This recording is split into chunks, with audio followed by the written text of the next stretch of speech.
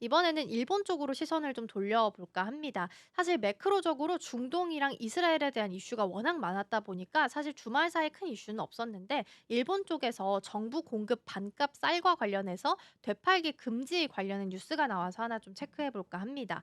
일본 정부가 쌀값을 좀 안정시키기 위해서 반값 쌀이라고 불리는 이른바 정부 비축미를 시중에 공급을 하게 되면서 이를 악용해서 이걸 반값에 산 다음에 다시 좀 비싸게 파는 되팔기 행위를 하고 있어서 이걸 막기 위한 제도를 도입했다라는 건데요. 국민생활안전긴급조치법 시행령에 따라서 쌀을 구입가보다 비싸게 되팔 경우에는 1년 이하의 구금 또는 최대 100만 엔까지 벌금형을 처해질 수 있다라는 이야기가 나오고 있습니다. 전매 우려가 커지면서 일본 내에서는 개인 간에 있는 거래 플랫폼도 쌀, 특히 현미 거래를 제한하기로 결정을 내렸다라고 하고요.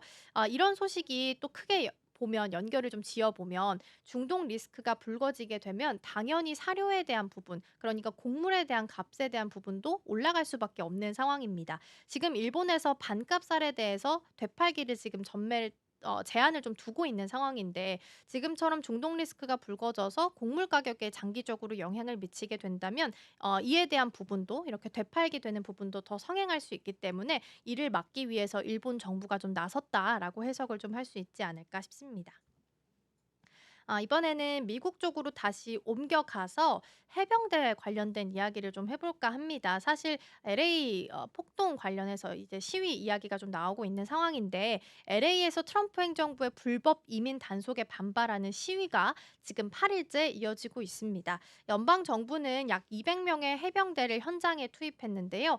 해병대는 기존 주방위군과 함께 LA 월셔 연방 청사 등 주요 연방 건물 보호 임무를 맡으면서 공식적으로는 법 집행에는 참여하지 않는다라고 전했습니다. 그러나 로이터 통신은 해병대가 시위 현장에서 민간인을 직접 구금한 장면을 포착하기도 했었는데요. 27세 이민자 출신의 참전용사 마르코스 레아오는 제한구역을 넘었다라는 이유로 제압이 되면서 2시간 동안 억류됐고 이는 미군에 의한 민간인 구금의 첫 사례로 알려져 있습니다. 그래서 단순히 제향 군인부 사무실을 방문하던 중이었기 때문에 논란이 좀 되고 있는 상황이고요. 이번 LA 시위에서 좀 체크해 볼 부분이 무엇인가라고 한다면 군 투입에 대한 부분입니다. 사실 군 투입이 이렇게 되는 게 굉장히 이례적인 조치고요. LA에서 군이 시위 진압에 이렇게 투입된 건 1992년 LA 폭동 이후로는 처음입니다. 트럼프 대통령의 직접 지시에 따라서 해병대원 약 700명이 지금 LA에 파견된 상태고요. 개빈 뉴섬 캘리포니아 주지사는 이에 반대하기는 했지만 연방 항소법원의 임시 판결로 대통령 지휘권이 유지가 되기도 했습니다. 지금 현지에서는 야간에 통행하는 게 지금 전반적으로 금지가 된 상황이고요. 최근에 하루 동안 49명이 체포가 되기도 했습니다. 경찰은 이들 중 다수가 해산 명령 불이행 그리고 통행 금지 위반으로 붙잡혔다라고 이야기했고요. LA 시위가 계속해서 점차 확산이 되고 있는 상황이고 트럼프를 반대하는 시위도 있습니다. 노킹스라는 운동도 전국적으로 확대가 되고 있습니다. 지금 14일로 예정이 되어 있었는데 노킹스 시위 같은 경우에는 트럼프 대통령 두 번째 임기 출범 이후 최대 규모로 지금 예상을 했고요. 50개 주에서 한 2천 건의 시위가 각각 국가에서 좀 벌어지고 있는 상황입니다. 가장 중심 국가로는 현재 필라델피아가 중심지가 될 예정으로 보이고 있는 상황이고요. LA 시위가 여전히 이어지고 있고 군부가 지금 같이 여기에 들어가 있다라는 부분이 가장 크게 문제가 좀 되고 있는 상황입니다. 그리고 이에 대해서 반 트럼프 시위도 발생하는 중이고 곳곳에서 충돌과 소요가 일어나게 되면서 유타에서도 지금 아침에 온 소식을 보면 총격으로 한 명이 중상을 입은 것으로 알려져 있습니다. 그래서 동시다발적으로 미국에서 한 2천여 곳에서 지금 시위가 발생하고 있다라는 부분도 함께 보시면 좋겠습니다.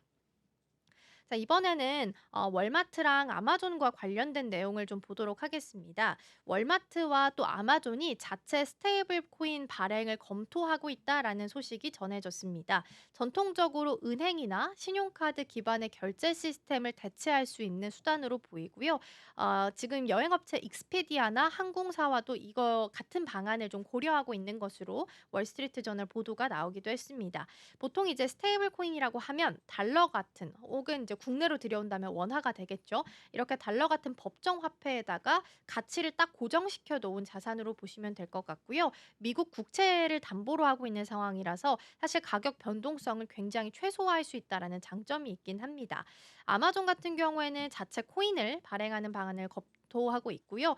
기업 같은 경우에는 단독 발행 외에도 지금 제3자 발행으로 스테이블 코인을 발행하거나 컨소시엄 구성 방안을 고려하고 있는 것으로 알려져 있습니다.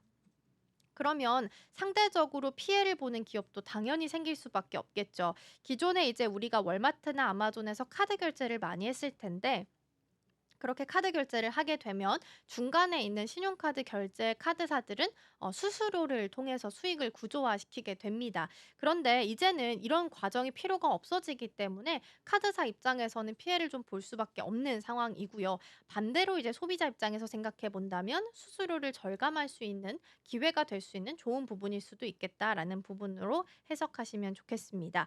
한편 트럼프 행정부는 스테이블 코인과 관련해서 시장 확대를 뒷받침하면서 관련 입법을 현재 추진하고 있고요. 재무장관도 미국 국채로 뒷받침되는 스테이블 코인 법안에 달러의 글로벌 활용도를 높일 수 있을 것이다라고 강조하기도 했습니다.